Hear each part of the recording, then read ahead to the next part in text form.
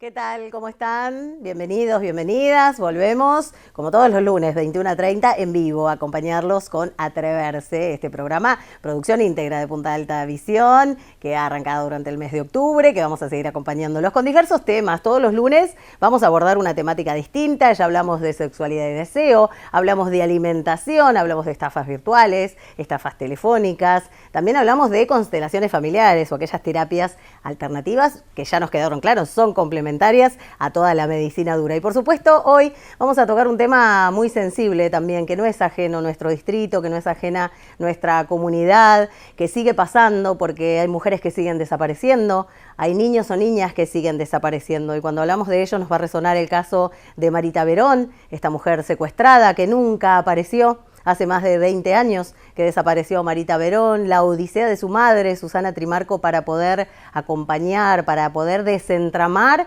estas redes de trata con diferentes fines, de explotación sexual, de explotación laboral. Hace falta googlear o hace falta ver la tapa de los diarios o diarios digitales donde todos los días desaparece una persona, indistintamente de su edad, indistintamente de su género o su sexo, ¿sí? Hoy vamos a hablar de trata de personas y explotación, un programa muy sensible, así que apelamos a los sentidos de ustedes en esto que es Atreverse, a través de la pantalla de Punta Alta Visión, como siempre, acompañándolos, acompañándolas. La introducción en Atreverse y seguimos con el desarrollo habitual de todos los lunes aquí. Me gustaría tomarme un momento para hablar de la toma de conciencia de qué significa el delito de trata con fines de explotación sexual para nosotras. Durante mucho tiempo pensamos que lo más difícil era batallar contra la propia trata, el propio proceso que se vive estando dentro de lo que es la explotación sexual. Luego también imaginamos como sociedad que el proceso judicial también es un proceso duro, pero hay un proceso del cual se habla muy poco, sobre todo en estos tiempos, en la actualidad, en todo lo que son los procesos estatales de acompañamiento a víctimas y sobrevivientes, que es cuando la víctima comienza a batallar en todo, y digo batallar porque realmente es uno de los procesos más difíciles, que es cuando quiere incluirse socialmente. En una sociedad donde hay estigma social, donde se cree que somos culpables del delito de trata de personas o de haber sufrido la explotación sexual, incluso la prostitución. Donde se cree que no estamos en condiciones de compartir espacios con otras personas, donde se cree que no estamos en condiciones y no tenemos la formación suficiente para ser incluidas en espacios laborales o realizar determinadas tareas específicas en cuanto al combate contra la trata y la explotación sexual. Realmente uno de los puntos de inflexión más difíciles para que la víctima sea incluida socialmente es el problema que tiene la sociedad respecto a la comprensión del delito de trata de personas, respecto a la comprensión que tiene en cuanto a la prostitución y a la explotación sexual, entendiendo que son procesos que no se eligen, sino que se nos pone en ese lugar, o incluso que son malas decisiones. Así que nada, te llamo a reflexionar en un día como hoy, que pongas este tema de discusión en tus mesas de trabajo, en tus mesas de estudio, en tu mesa, en tu casa, que puedas hablar de este tema y vas a ver cómo te sorprendes respecto a lo que cree la sociedad que vivimos las víctimas de trata con fines de explotación sexual. Sobre todo para que ninguna más tenga que verse en la situación de ser revictimizada, de ser excluida, de ser rechazada socialmente y que ninguna más vuelva a ser explotada sexualmente como método preventivo, ¿no?, de este tipo de situaciones. Muchísimas gracias.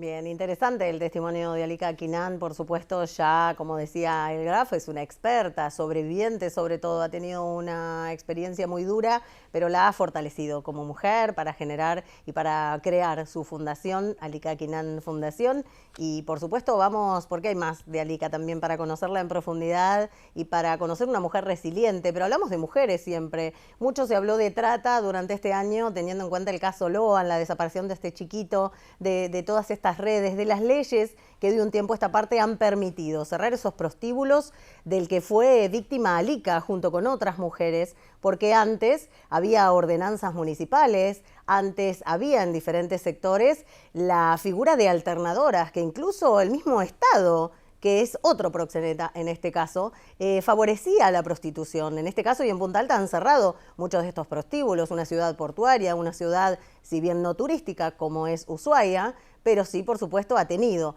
esta situación. Y estas alternadoras eran cuidadas de alguna manera sanitariamente para que no contagien a aquellos hombres que iban a consumir su cuerpo sin saber en qué condiciones esas mujeres estaban privadas de su libertad. En este caso vamos a hablar ahora y vamos a compartir algunos gráficos de lo que significa la trata de personas en cuanto a estadísticas. Desde el Ministerio de Justicia de la Nación hay estadísticas que reflejan esta cruda realidad y la impunidad que rodea al tema que hoy abordamos. Vamos a contarles, porque esta web muestra en cuanto a la lucha contra la trata de personas y podés denunciar a la línea 145. Bueno, en este gráfico hablamos de las consultas recibidas en la línea 145, finalizadas en denuncias o bien en orientaciones que han recibido en cuanto a llamadas. Están los gráficos circulares, la denuncia un 52,8%, alrededor de 8.000, casi 800 llamados, denuncias y orientaciones, ¿no? Casi un 10% menos, pero de todas maneras un porcentaje bastante alto que ronda el 47,2%. Pero la provincia que más denuncias ha tenido es la nuestra, la provincia de Buenos Aires, que al menos en 2020 tuvo 646 denuncias, en 2024 muchas menos, 354, con una orientación muy grande. En 2020, un llamado de orientación, ¿no?, donde uno busca asesorarse, 549. Y en este 2024, 226. De todas maneras, ha crecido a lo largo del 2021, 22 y 23, haciendo un total general en la provincia de Buenos Aires de consultas recibidas a estas líneas finalizadas en denuncias de un total de 4.116. Y los temas de denuncia, como hablábamos, ¿no? Con fines, trata de persona, con fines de explotación sexual, es el gráfico amarillo, lo que encabeza desde 2018 a 2024, un 50,4% para llegar a un 2024 con un 19,6%, que en el total es bastante, pero tiene que ver también con el cambio y el tipo de delito. Explotación laboral, por ejemplo. Tenés allí un color naranja, que sería el segundo, en este 2024, 45,9%. Tiene que ver más la explotación laboral que la explotación sexual, pero está en segundo lugar. No es muy complicado, es un entramado muy difícil de poder detectar, porque como decíamos son personas vulnerables, como en el caso de Alika, que en breve vamos a seguir compartiendo. Pero en este caso tenemos el testimonio de una abogada, ella es Evangelina Castro, es también la presidenta de la ONG Bahía contra la Trata. ¿Por qué una abogada o una profesional hace hincapié o forma parte de una ONG en especial que aborde este delito de trata de personas? Tiene muchas aristas. Vamos a conocer el testimonio de Evangelina Castro, porque el día sábado, desde Sudestada, feministas y disidentes realizaron una charla con muy buen atino en nuestra ciudad para poder abordar esto. ¿De qué hablamos cuando hablamos de trata? ¿De qué trata la trata? Y por supuesto el testimonio a esta hora de Evangelina Castro, abogada y presidenta de esta ONG. Una vez más en Atreverse vamos a tocar un tema que está en jaque, que lo vemos en medios nacionales, pero que nuestra provincia, nuestra región, nuestro distrito no escapa a esta realidad. Hablamos de trata de personas, hablamos de trata con fines de explotación sexual, pero solo con ese fin. Hay explotación en mujeres, en trans, en niños, niñas, en adolescentes, con fines laborales también. Bueno, es bastante amplio el espectro, por ello vamos a conversar con Evangelina Castro. Ella es abogada, vicepresidenta de la ONG Bahía contra la Trata. trata. Bueno, Eve, un trabajo muy arduo que están llevando adelante, pero contanos desde lo jurídico, ¿por qué la importancia de la ley? ¿Cómo ha cambiado esto en cuanto a la trata y cómo estamos como comunidad? Bueno, algo puntual que pasa con la trata de personas, como en otras cosas en Argentina, es que nosotros conocemos el concepto por un hecho policial muy resonante. Entonces, es como Cromañón, a partir de ahí empezamos a pensar en la habilitación de los lugares, con Mica Ortega empezamos a descubrir lo que era el grooming. Bueno, con la trata de personas empezamos a hablar de trata de personas a partir del caso de Marita, en Tucumán. Y antes de Marita, no sabíamos ni siquiera que existía la palabra. Es importante siempre recordar a la historia de Marita Verón y de la lucha de Susana Trimarco, pero no hay que solo pensar en eso porque si no nos reducimos a algo muy puntual, que es una trata muy dura, que casi no vamos a encontrar ni en Argentina, mucho menos en el sur de Buenos Aires, que es la trata del secuestro, la trata de la restricción de la movilidad física, del traslado, la falta de documentación, todas cosas que quedaron en el imaginario colectivo, pero están muy lejos de lo nuestro y por eso es que a veces somos indiferentes, porque no lo vamos a encontrar en Punta Alta, entonces decimos, bueno, trata acá no hay. Por eso es importante, hoy vamos a hacer una recapitulación un poquito de los cambios que hay en la ley que nos conectan con casos más nuevos. Por ejemplo, a partir del 2012 se hizo una reforma muy importante de la ley de trata de personas, la 26842, que no se difundió tanto en el público y que incorporó un verbo en... La trata de personas es el camino previo a la explotación. Entonces se incorporó un verbo que es ofrecer, que hasta el 2012 no era parte del delito. Y fíjense en el caso Loan, que de repente la gente se sorprendió y dijo, ¿cómo puede ser la hipótesis de que la misma familia entregó al niño? No hay una captura, no hay un secuestro, nadie te lleva por la... sino que tu mismo entorno te entrega, te empuja a la situación de explotación. Esto está en la ley desde el 2012, pero la gente no lo sabe. Entonces es importante empezar a ayornarnos porque es mucho más probable que en Punta Alta encontremos familiares entregando a niños y niñas que autos chupando pibas, ¿no? Es muy frecuente hablar del delito de trata solo con fines de explotación sexual, pero los hay laborales, en los campos, en diferentes situaciones que quizás es difícil de poder detectarlo. ¿Por qué la importancia de la ley en estos casos? Bueno, por eso hay que bajar la ley a lo real para que a la gente le sirva como una herramienta para prevenir y para detectar, en especial las personas que están en primera línea de atención, ¿no? Trabajadoras sociales, enfermeras, médicas, médicos, docentes, son los que más levantan el teléfono. Pero a veces solamente detectan la explotación sexual, ¿no? Porque también es parte del imaginario. Como bien decís vos, la explotación laboral es un fenómeno, ocurre en el sur de Buenos Aires, principalmente las víctimas, bueno, hoy lo vamos a desarrollar, son los varones, a veces los varones con el grupo familiar, se cubre mucho en la fantasía de que, bueno, es parte de la cultura de los trabajadores, ellos hacen trabajar a los niños, esto siempre fue así. Bueno, no, esto es un delito, es una violación a los derechos humanos de ese grupo familiar, hay que desmitificarlo. Y ni hablar, hay una de las formas de explotación que casi nunca se nombra y que la verdad que si uno googlea aparece todo el tiempo en las noticias, que es la difusión de pornografía infantil como una forma de trata de personas. Que esto también lo estamos trayendo, la ONG se tuvo que ayornar, nos tuvimos que sentar a estudiar qué era el grooming y cómo funcionaba, porque a veces el grooming arranca como un acoso de un loco suelto y a veces es un grupo de personas organizadas que le pide fotografías y videos a los chicos para venderlos.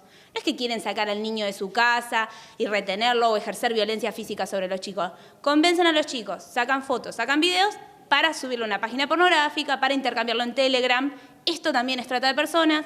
Cada 15 días hay un allanamiento por difusión de pornografía infantil en la zona. Entonces hay que hablarlo. ¿Por qué? Porque no es que somos paranoicos. Necesitamos hablar de esto porque hay que prevenir. Yo la verdad que cuando hay un allanamiento me alegro de la efectividad, de la fiscalía, pero me pongo triste porque para los pibes llegamos tarde. Eso queda en la web, queda siempre en ese cibermundo que no conocemos o que no podemos acceder, pero también hablábamos de las herramientas, vos decías palabras como la detección, el secuestro, la captación, el ofrecimiento. ¿Qué herramientas tenemos para darnos cuenta? No solo como comunidad, no solo con esta prevención que hay en las terminales de llamar al 145, sino qué herramientas tenemos como comunidad, como padres, como parte de una sociedad para poder advertirlo. Bueno, la trata de personas no es un delito tan sencillo como un homicidio o un robo, donde detectar los elementos es claro, es una foto. La verdad que la trata de personas es como una película muy larga, muy sutil, cada vez más sutil, así que hoy lo que vamos a intentar es desarrollar indicadores, es decir, como banderas rojas que se van levantando cuando las personas tienen ciertas vulnerabilidades, ya son como carne fresca para los explotadores. Cuando se suman ciertos elementos es que tenemos que empezar a... Yo le digo a la gente, no se vuelvan locos, no hay que ponerle el pecho a la circunstancia y salvar a nadie, pero sí preguntar un poco más, escuchar un poco más. Una persona que es migrante, que puede ser migrante porque es de afuera de la ciudad nada más, que llega a la ciudad, que no tiene lazos afectivos acá, o sea que si tiene cualquier problema no tiene a quién pedirle ayuda, una persona que no tiene acceso a la educación, no pudo terminar la escuela, que se acerca a los espacios sanitarios a pedir constantemente ayuda y la vemos sola, la vemos con un discurso guiado. Bueno, hay distintas cosas que uno lo que tiene que hacer es afilar la sensibilidad, la oreja, la pregunta, y que cuando uno encuentra algo, hablar y tejer una red con otros equipos, trabajar con la gente que ya hay en la ciudad, armar equipo, y si detectamos suficientes elementos para que haya una denuncia, llamar al 145 de forma anónima. Eso sí, nunca poner el cuerpo, es peligroso, a veces le tocamos el bolsillo a alguien importante, siempre llamar al 145 y permitir que la justicia descubra la situación. Por otro lado, también advertir que hay diferentes circunstancias y situaciones que nos llevan a estas ONG. ¿Por qué esta ONG contra la trata específicamente? ¿Por qué con este delito que, como hablamos, es tan amplio? Bueno, cuando nació la ONG, la Bahía Blanca, Punta Alta, Cerri, Médano, era otra ciudad, era otra zona. La ONG nace en realidad con el objetivo de cerrar los cabarets como una forma de hackearle todo ese poder económico que tenían ciertos varones de la noche, porque la verdad que era poder económico, social, cultural, zonas liberadas, era un caldo de cultivo para todo tipo de delitos, no solo la explotación sexual, y era increíble que el Estado ante esa situación no solo estaba en un lugar pasivo, en un lugar de habilitación, o sea, al Consejo Deliberante se le pedía la habilitación de un prostíbulo como se le pedía la habilitación de una casita de fiestas infantil, era el mismo trámite. El control sanitario de aquellas alternadoras para no contagiar a los hombres que iban a consumir esos cuerpos también. Claro, porque era un control sanitario que no era para cuidarle el cuerpo a las chicas, era para no vaya a ser que contagien a un cliente. Imagínate eso hace 10 años atrás. Ese fue el objetivo de la ONG. En ese momento nos pareció que era como a cielo abierto campo de concentración, porque esas pibas la estaban pasando muy mal y había como una apatía de la comunidad, como a pensar, bueno, los varones son animales incontenibles, que sí o sí hay que ubicarles mujeres para poder prostituirlas, si no van a salir a violar a las calles. A pesar de ello, el delito no terminó. Vemos que por más que prostíbulos están cerrados, este delito sigue en jaque, mujeres siguen desapareciendo, hombres, niños, trans, y esta cuestión sigue. ¿En qué podemos colaborar o qué mensaje damos para poder disminuir este delito, más allá de las herramientas legales que pueda haber? Yo creo que es entramarnos. Punta Alta tiene muchos espacios, lo que pasa es que por ahí, como pasa en Bahía, trabajan solos, ¿no? Espacios, organizaciones, agrupaciones, grupos de mujeres, docentes que andan preocupadas por una situación, pero andan solitos. Entramarse es clave para no perder a esa persona, para poder hacer el seguimiento y para poder ayudar. A veces solamente con contener una situación de vulnerabilidad evitás que la persona caiga en una situación de delito. Ya para mí eso es clave. Y por otro lado, exigirle al Estado Nacional recuperar los organismos que desaparecieron, porque el Comité Nacional de Lucha contra la Trata no existe más, es una persona en una oficina en jefatura de gabinete y la verdad que no se puede combatir un delito tan grande, tan pesado, con tanta guita de por medio, a pulmón con organizaciones sociales, ¿no? Eso hay que exigir. ¿Por qué es importante la presencia de esos dispositivos que genera en las víctimas, que son víctimas de explotación laboral, sexual o de diferentes tipos? Y hoy actualmente la respuesta para las víctimas depende de los recursos que pueda tener un municipio, que es injusto, porque un municipio no está preparado estructuralmente ni económicamente para responder a un delito federal. Eso tendría que salir de nación como hasta hace muy poquito tiempo atrás estaba funcionando. Y desaparecieron programas claves de propuestas laborales, de reinserción a la escuela, de subsidios económicos. Imagínate, te acaban de rescatar y bueno, buena suerte, hasta luego. No, el Estado tiene que estar presente, sí o sí, porque además la única forma de que funcione esta rueda es con connivencia estatal. Así que es una responsabilidad del Estado Nacional. Bueno, muy amplio el testimonio de Evangelina Castro, ella es abogada y presidenta de esta ONG, pero fuimos más allá porque también dentro de la ONG hay diferentes profesionales que abordan el tema. Una de ellas es la licenciada en Trabajo Social. Hablamos también de Victoria Ferber, ella es vicepresidenta de Bahía contra la Trata, esta ONG hace un tiempo conformada que promueve, concientiza y que por supuesto estuvo presente aquí. Y no por ser de Bahía Blanca, que no quiere decir que le vamos a dar la importancia y el lugar justamente. De hecho, como decíamos, Sudestada, Feministas y Disidentes, ha tenido el atino de poder realizar esta red, este entramado del que nos habla Evangelina. Vamos a conocer el testimonio y conocer un poquito más en profundidad qué es la ONG Bahía contra la Trata a través del testimonio de la licenciada Ferber. Bueno, también en nuestra ciudad y se suma a Atreverse el trabajo de la ONG desde Bahía Blanca, Bahía contra la Trata. En este caso, la trabajadora social Victoria Ferber está con nosotros también. Gracias, Victoria. Bueno, contanos un poco, hablábamos de estos dispositivos que hay a nivel nacional, de los que quedaron y funcionando. ¿Por qué es importante para restablecer el contacto nuevamente con la sociedad, para conformarse en sociedad de una víctima de trata, ya sea con fines de explotación sexual, laboral o cualquiera de otro tipo? Sí, como ya habían mencionado, hubieron recortes con respecto al Programa Nacional de Rescate. Eso interfiere mucho a la hora de intervenir con una víctima y después de garantizar los derechos, restituir los derechos de esas víctimas. Como ONG estamos tratando de difundir todo el tiempo la línea 145, de prevenir, de concientizar a la sociedad para que sea la sociedad, el vecino que se comprometa, que denuncie, que se empiecen a interiorizar en el tema para poder contribuir con el tema de la detención del delito. Bueno, Bahía contra la Trata, ¿hace cuánto que está fundada? ¿Por qué contra este delito la ONG? ¿Cómo fue tu acercamiento a esta organización? Sí, la ONG surge en el 2014 y se conforma como asociación civil en el 2015 por un grupo de abogados que estaban interiorizados en el tema, tenían ganas de hacer algo en la ciudad y se empezaron a reunir de manera interrumpida a realizar ciertas actividades de esto, de prevención, concientización. Las actividades han variado a lo largo de todos estos años y bueno, yo principalmente me involucré justamente por eso, por querer hacer algo, contribuir de alguna manera para poder ayudar a esto, a educar a la gente para que pueda, digamos, identificar cuáles son los indicadores, saber dónde llamar a la línea 145, hacer que la sociedad se anime a participar en lo que es la prevención, ¿no? No llegar, como por ahí a veces se llega después de la denuncia, cuando ya el delito ya pasó. ¿Cómo es la relación con esos profesionales que conforman la ONG y cómo trabajan con los dispositivos estatales, con la justicia, a nivel local, con lo legislativo, las ordenanzas, los proyectos? Sí, nosotros somos un grupo de diferentes profesiones, abogados, psicólogos, trabajadores sociales. Hay gente que por ahí no está en el tema, que son ingenieros y demás, y nos reunimos de manera interrumpida. Ahora puntualmente el fin de que viene también vamos a estar en Sierra de la Ventana, realizando juegos, charlas, compartiendo un poco de qué se trata la ONG, hablando un poco de eso. Nos gusta a todos los lugares que podemos ir a asistir, de cerca de Bahía también ir difundiendo y dando el mensaje.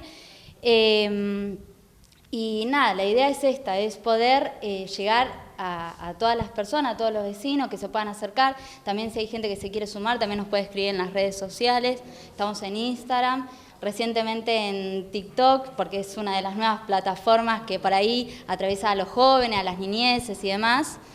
Y bueno, y hacemos actividades de prevención.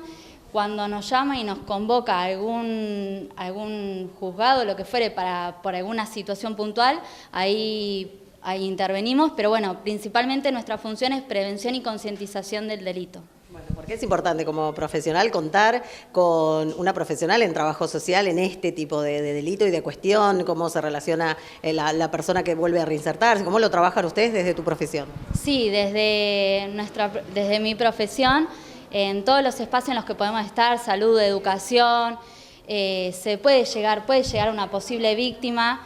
Por eso también un poco lo que vamos a hablar hoy es el tema de poder detectar cuáles son los indicadores, cómo podemos darnos cuenta en una entrevista si se puede tratar a una posible víctima, qué cosas tenemos que prestarle atención, cómo vincularnos, porque bueno, generalmente cuando se trata de una posible víctima, generalmente están retraídas, sumisas, con miedo.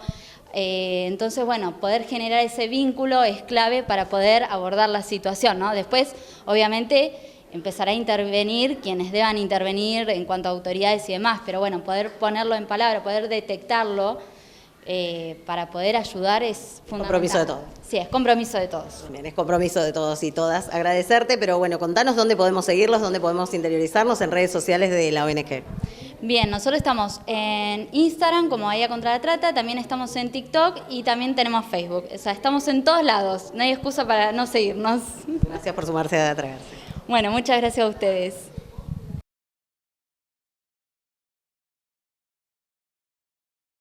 Bueno, ahora vamos a conocer, como siempre, la recomendación de series y libros. En este caso vamos con una serie que también está en la conocida plataforma, es una producción nigeriana, tiene tan solo 3 episodios y la historia gira en torno a una joven periodista que busca investigar la trata de personas y las redes de proxenetas que operan desde Nigeria y se decide infiltrar en una red de prostitución para poder conocer la realidad en primera persona. La segunda serie es la famosa Sky Rojo, donde está, bueno, entre otras grandes actrices, Lali Espósito, esta cantante argentina. Tras este desgraciado giro en el destino, las 3 mujeres súper atormentadas huyen del pasado, huyen de un burdel y arriesgan su vida para escapar de un proxeneta y sus secuaces. Bueno, ahora vamos a pasar también a contarles cuáles son los libros. Las niñas sin nombre, esta historia de esperanza, coraje y sororidad de Serena Burdick. Esta escritora, creadora, es licenciada en literatura inglesa, ella por el Brooklyn College en el Teatro de Artes y asociada por la Academia Estadounidense de Arte Dramático, y en el 2017 ganó como categoría de ficción histórica por el testimonio de estas mujeres que siembran esperanza, coraje y sororidad. Aquí tenemos los 2 libros y hablamos de Si no fueras tan niña, memorias de la violencia. Esta mujer que fue sometida por Marcos, quien se adueñó de su sexualidad, de su vida, frente a la vista de todos. Hoy ella tiene 37 años y reconstruye su historia sobreponiéndose al dolor, al asco y la vergüenza en su propio relato de vida. Sol Fantín es la autora de este libro. Y por supuesto, vamos a ir un poquito más allá hoy, apelando a los sentidos de ustedes, a la sensibilidad. Vamos a despedirnos con un testimonio de Alika Quinan. La escuchábamos al inicio y vamos a ver cómo cambió completamente después de atravesar esta experiencia. Nos vamos a despedir con ese documental. Las muchas gracias por habernos acompañado. La repetición el sábado a la hora 13 y por supuesto el lunes 21:30 en vivo. Atreverse con un nuevo tema para atrevernos a hacer, a decir y por supuesto a través de la pantalla de Punta Alta Visión.